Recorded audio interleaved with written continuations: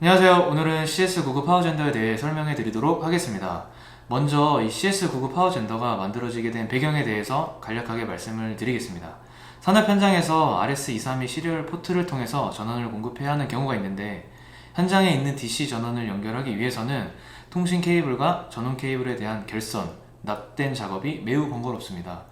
이때 CS99 파워젠더를 사용을 하시면 통신 케이블 뿐만 아니라 전원 케이블 역시 손쉽게 연결할 수가 있습니다.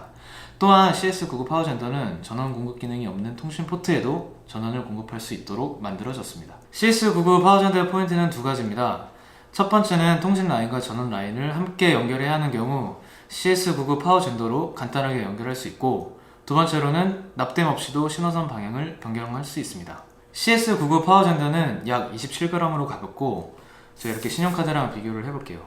크기가 굉장히 작아서 사용이 용이합니다.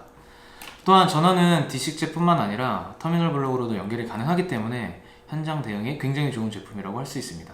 CS99 파워젠더는 커넥터를 양 방향으로 끼워서 사용하는 제품인데요. 이 바닥면에는 쇼트 방지를 위해서 스펀지가 이렇게 부착이 되어 있습니다. 그리고 1차 측 DB9 피메일 커넥터 포트, 2차 측 DB9 메일 포트로 되어 있고, 양 포트에는 커넥터 연결 시 떨어지지 않도록 이런 스크류와 너트가 있는 것을 확인할 수 있습니다.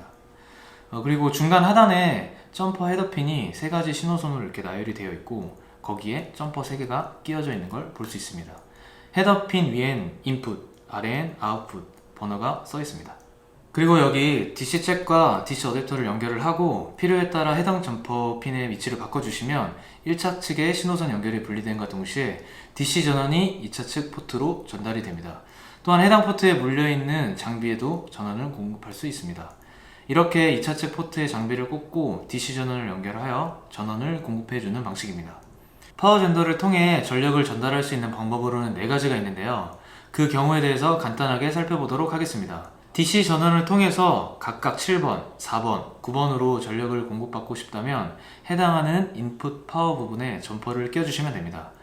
또한 나머지 한 방법으로는 인풋 9번, RI 신호선에서 아웃풋 4번으로 전력 공급을 받는 경우인데요. 해당 부분에 점퍼를 끼워주시면 되겠습니다.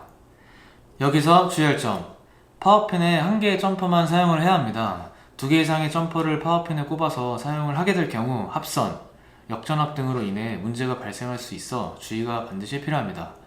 또한 전원을 출력시키고자 하는 핀 4번, 7번, 9번을 사전에 꼭 확인을 하신 뒤 적용을 해주시기 바랍니다.